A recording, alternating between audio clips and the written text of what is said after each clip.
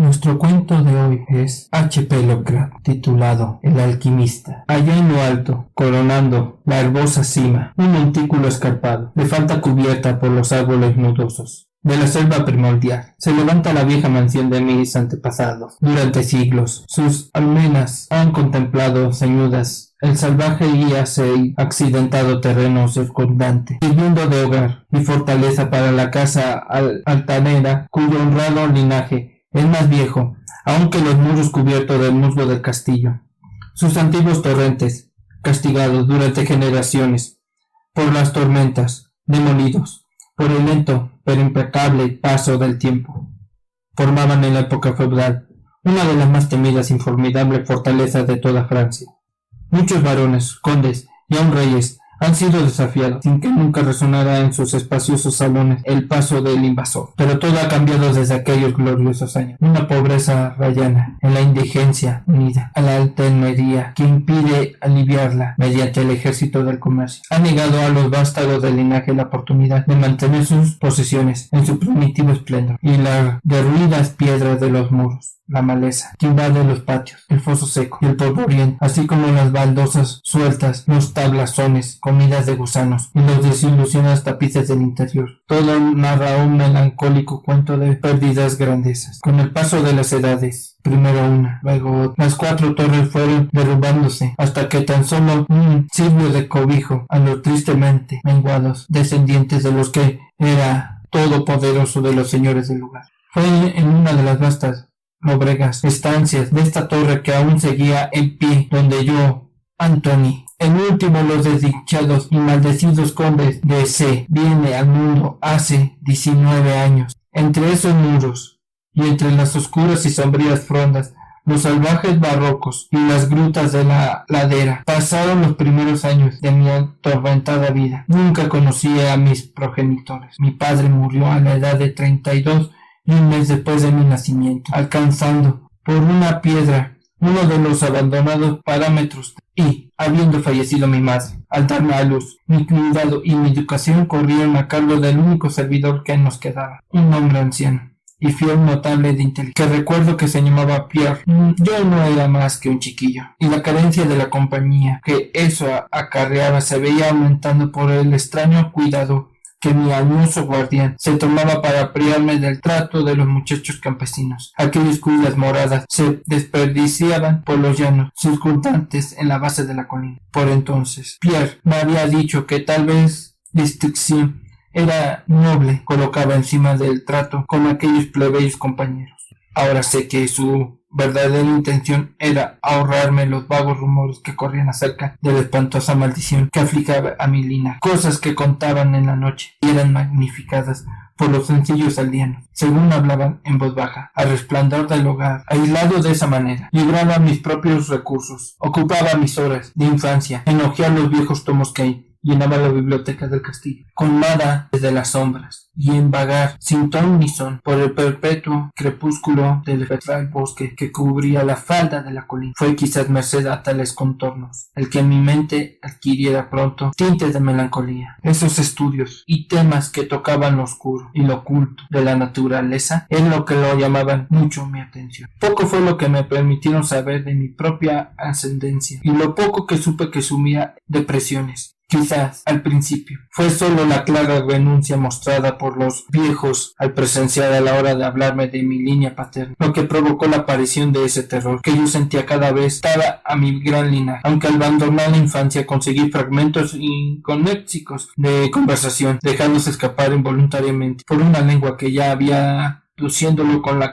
llegada de la senilidad y lo que tenía en alguna relación con una particularidad en los acontecimientos que yo siempre había considerado en nuestra, y ahora empezaba a volverse turbiamente terrible. A lo que me refiero, en la temprana edad en la que los condes de mi linaje encontraban la muerte, aunque en este momento había considerado un atributo a la familia en que los hombres fueran de una corta vida. Más tarde reflexioné en profundidad sobre aquellas muertes prematuras y comencé a relacionarlas con los desvaríos del anciano, que a menudo mencionaba una maldición que durante siglos había impedido que la vida de los portadores del título sobrepasen la barrera de los 32. En mi 22º cumpleaños, el mañoso Pierre me entregó un documento familiar que decía había pasado de padre a hijo durante muchas generaciones y ha sido continuando por cada poseedor. Su contenido era lo más inquietante y una lectura pormesurada confirmó la gravedad de mis temores. En ese tiempo mi creencia en lo sobrenatural era firme y arraigada. De lo contrario hubiera hecho a un lado con desprecio el increíble relato que tenía ante mis ojos. Ese documento me hizo retroceder a los tiempos del siglo XIII, cuando el viejo castillo en el que me hallaba era una fortaleza temida y increíble, en el que se hablaba de cierto anciano que una vez vivió en nuestro... alguien que no pocos talentos, aunque un rango apenas rebasaba en un aspecto de un campesino. Era de nombre llamado Michel. De usar su sobrenombre Maurice, el malhablado, debió a su siniestra reputación. A pesar de su clase, había estudiado, buscado cosas tales como la piedra filosofal y el elixir eterna de la y tenía fama de ducho en los terribles arcanos de la magia negra y la susdicha alquimia. Michel Maurice tenía un hijo llamado Charles, un mozo tan avesado como él mismo en las artes ocultas, habiendo sido por ello apodado Le Sorcier, el brujo. Ambos evitados por la gente de bien. Eran sospechosos de prácticas más odiosas. El viejo Michel era acusado de haber quemado viva a su esposa, a modo de sacrificio al diablo, y en lo tocante a las incontrolables desapariciones de hijos pequeños de los campesinos, se tendía a señalar su puerta, pero a través de las oscuras naturalezas de padre e hijo brillaba un rayo de humanidad y rendición. El malvado viejo quería a su retoño como una fiera con tan intensidad, mientras que el mozo sentía por su padre una devoción más que filial y cordial. En una ocasión, en una noche, el castillo de la colina se encontró sumido en la más tremenda de las confusiones por la desaparición del joven Godfrey, hijo del conde de Henry. Un grupo de búsqueda, encabezado por el frenético padre, invadió la choza de los brujos, hallando al viejo Michel Maurice mientras trasteaba el inmenso caldero que bullía violentamente sin más demora. Llevando su furia y desesperación desbocadas, el conde puso sobre el anciano Maurice y al aflojar su brazo mortal la ya había expirado. Entre tanto, los hombres criados proclamaban el descubrimiento del joven Godfrey en una estancia lejana y abandonada del edificio, anunciándolo muy tarde, ya que el pobre Michel había sido muerto. Al dejar al conde y sus amigos la mísera cabaña del alquimista, la figura de Charles Sorcier hizo acto de presencia bajo los árboles. La charla excitada de los domésticos más próximos le reveló lo sucedido, aunque parecía indiferente en un principio al destino de su padre. Luego, yendo muy lentamente al encuentro del conde, pronunció con una voz apagada pero terrible la maldición que en adelante afligiría a la casa de C. Dijo lo siguiente: nunca sea que un noble de tu estirpe homicida viva para alcanzar la mayor edad de la que ahora posees, proclamó repentinamente, saltando hacia atrás al negro bosque. Sacó de su túnica una redoma de líquido incoloro que arrojó al rostro del asesino de su padre, desapareciendo al paro de la negra cortina de la noche. Murió sin decir palabra y fue sepultado al día siguiente, con apenas 32 años. Nunca descubrieron el rastro del asesino, aunque implacables bandas de campesinos batieron las frondas cercanas y las praderas que rodeaban la colina. El tiempo y la falta de recordatorios aminoraron la idea de la maldición de la mente de la familia del conde muerto, así que cuando Godfrey, causante inocente de toda la tragedia y ahora portador de un título, murió traspasado por una flecha en el transcurso de una cacería a la edad de 32 años. No hubo otro pensamiento que de pesar su descenso, pero cuando años después el nuevo joven conde de nombre Robert fue encontrado muerto en un campamento cercano y sin mediar causa aparente, los campesinos dieron a murmurar cerca de su amo. Apenas sobrepasaba los 32 cuando los cumplió. Fue sorprendido por temprana muerte. Luis, hijo de Robert, Robert fue descubierto ahogado en el foso a la misma fatídica edad, y desde ahí la crónica viciosa corría los siglos. Henrys, Robert, Anthony y Armands, privados de la vida, felices y virtuosas, cuando apenas rebastaban esa edad, tuvieron su infortunado antepasado. Según lo leído, parecía cierto que no quedaban sino 11 años. Mi vida, tenida hasta entonces en tan poco, se me hizo ahora más preciosa mi vida cada día que pasaba, y me fui progresivamente sumergido en el misterio del oculto mundo de la magia negra. Solitario como era, la ciencia moderna no me había perturbado y trabajaba como en la Edad Media, tan empeñado como estuviera el viejo Mitchell y el joven Charles en la adquisición de saber lo lógico y alquímico. Aunque leía cuanto caía en mis manos, no encontraba explicación para la extraña maldición que afligía a mi familia. En los pocos momentos de mi pensamiento racional podía llegar tan lejos como pudiera buscar alguna explicación natural, atribuyendo las tempranas muertes de mis antepasados al siniestro Charles Sawyer y sus herederos, pero descubriendo tras minuciosas investigaciones que no había descendientes conocidos del alquimista. Me volví nuevamente a los estudios ocultos y de nuevo me esforcé en encontrar un hechizo capaz de liberar a mi estirpe de esta terrible carga. En algo estaba plenamente resuelto. No me carecía jamás, y ya que las ramas restantes de la familia se habían extinto, pondría fin conmigo a la maldición. Cuando yo frisaba los 30, el viejo Pierre fue reclamado por el otro mundo. Lo enterré sin ayuda bajo las piedras del patio, porque tanto gustaba deambular, así que para mediar esta soledad, siendo el único ser humano de la gran fortaleza y en total aislamiento, mi mente fue dejando de rebelarse contra la maldición que se avecinaba cada vez más, casi llegar a acariciar este destino con que se habían encontrado tanto mis antepasados. Pasaba mucho tiempo explorando los terrores y los salones ruidosos y aparte en ruinas y abandonados del viejo castillo, que el temor juvenil que había llevado a reunir y que, al decir el viejo Pierre, no había sido hollado por un ser humano durante casi 4 siglos. Muchos de los objetos hallados resultaban extraños y espantosos. Mis ojos descubrieron muebles cubiertos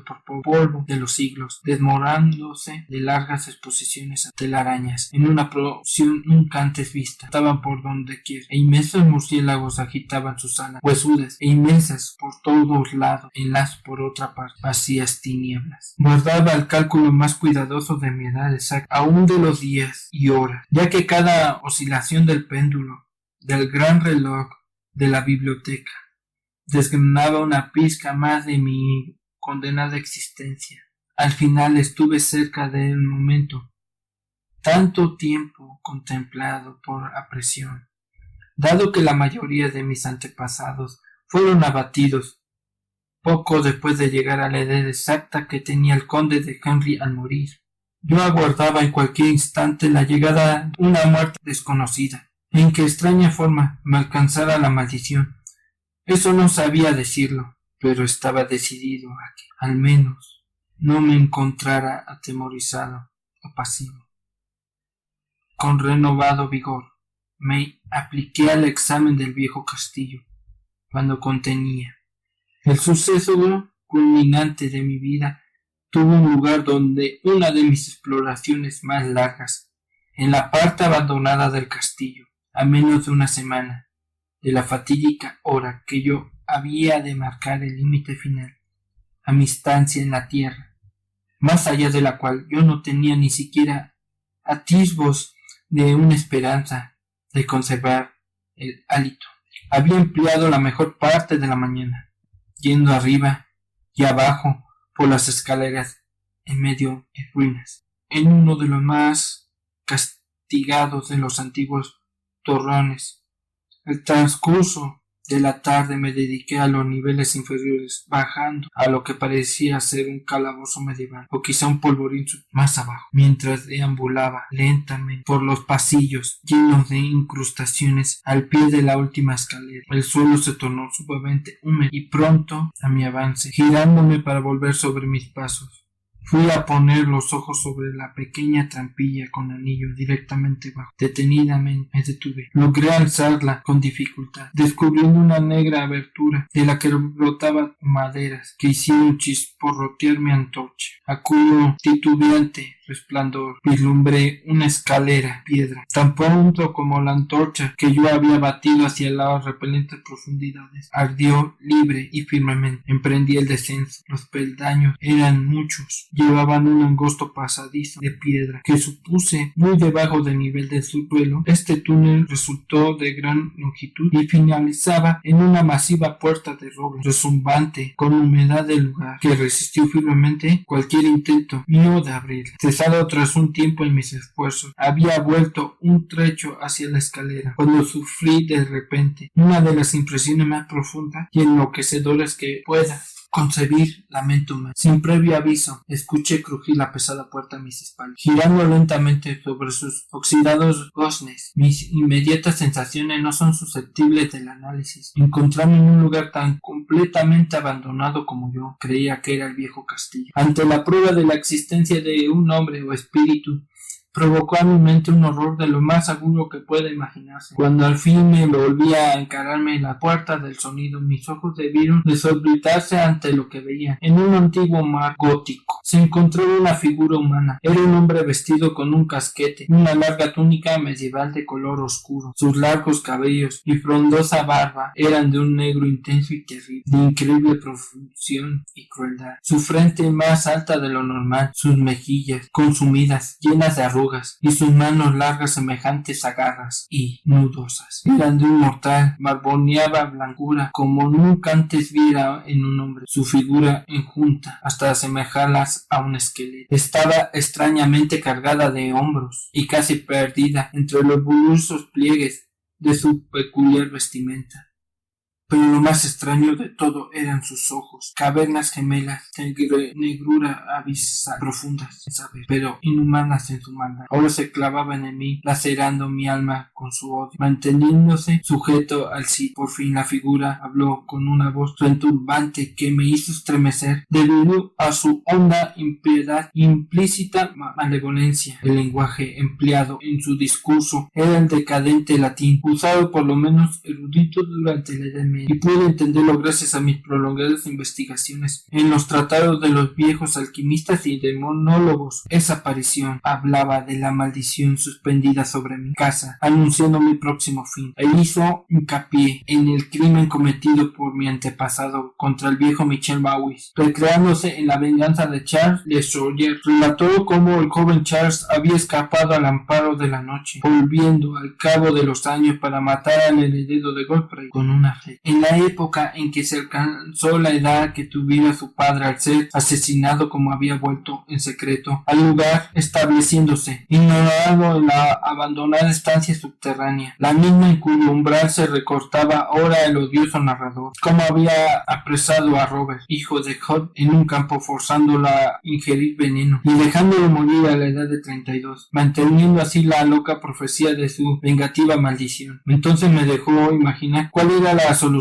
de la mayor de las incógnitas, cómo la maldición había continuado desde ese momento en que, según las leyes de la naturaleza, Charles Le Sorcier hubiera debido morir, ya que el hombre se perdió en digresiones hablándome sobre los profundos estudios de la alquimia de los dos magos, padre e hijo, explayándose sobre la búsqueda de Charles Le Sorcier, de los elixir que podría garantizar el goce de la vida y la juventud eterna. Por un instante su entusiasmo pareció desplazar aquellos ojos terribles, el odio mostrado en un principio, pero bruscamente volvió al diabólico resplandor y, con un estremecedor sonido que recordaba el siseo de una serpiente, alzó una remoda de cristal con evidente intención de acabar con mi vida, tal como hiciera Charles Le Sorcier 32 años antes de mi antepasado. Llevando por algún protector, insistió de autodefensa. Luché contra él, encantado que me había tenido inmóvil hasta en ese momento, y arrojé mi antorcha, ahora moribunda, contra el ser que amenazaba mi vida. Escuché cómo la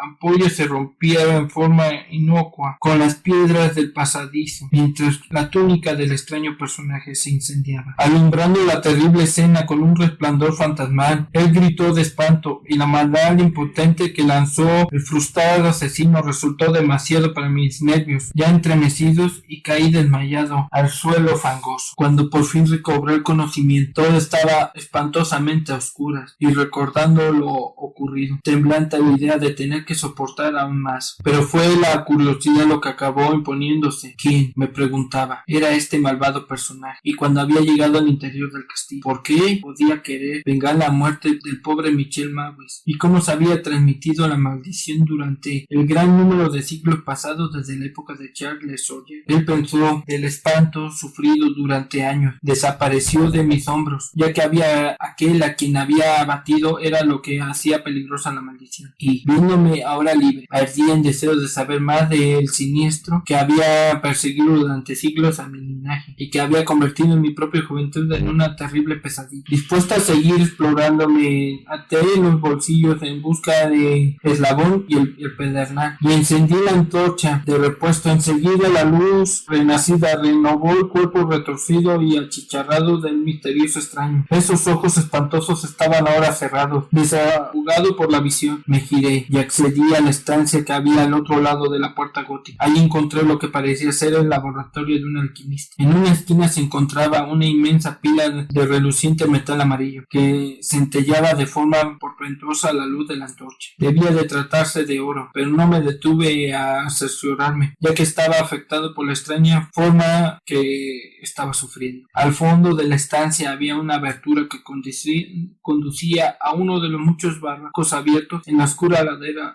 boscosa, lleno de sombra. Aunque saber que de cómo había logrado este hombre llegar al castillo me volví, intenté pasar con el rostro vuelto junto a los restos de aquel extraño, pero al acercarme que oíle exhalar débiles sonidos, como si la vida no hubiera escapado por completo de él. Horrorizado me incliné para examinar la figura acurrugada y abrazada del suelo. Entonces esos horribles ojos más oscuros que la cara quemada donde se albergaba se abrieron para mostrar una expresión imposible de identificar. Los labios agrietados intentaron articular palabras que yo no acababa de entender.